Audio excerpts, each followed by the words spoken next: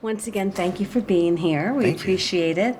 Chris, how does it feel to hear 2,000 kids, mostly from underprivileged areas, enjoying your film, The Wild Robot, as part of Mike's field trip to the movies? It feels really good.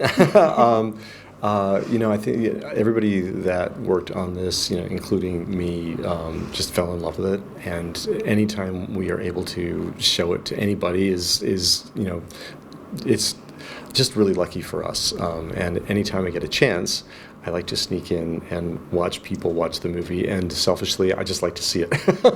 I like to watch it. So this is really wonderful.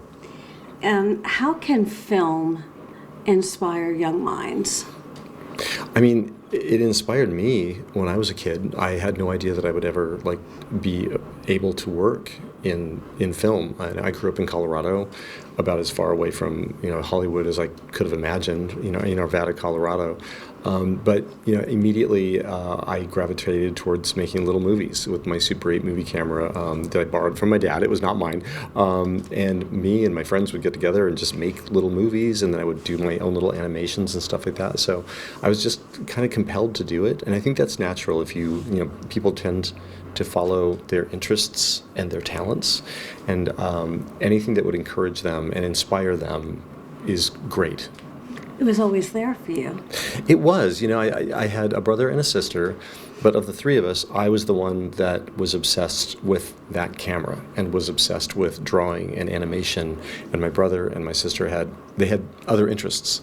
So it definitely, looking back, it was there very early, that curiosity about film. What words of advice, if you will, would you give to a young person wanting to get into the film industry? I would say do everything you can to make things that you like. If you just make things that you like, you're going to naturally be, I think, cultivating a personal style. Don't try to be somebody else. You can, be influenced and inspired by whatever you're influenced and inspired by. But don't try to force yourself to be something. Don't try to become somebody who already exists. Just do what you like, and you're going to develop your own style just naturally. What does it mean for you to see The Wild Robot receive this kind of universal praise and love? And it's amazing. It's amazing. I guess I'll just bounce back to what I began with.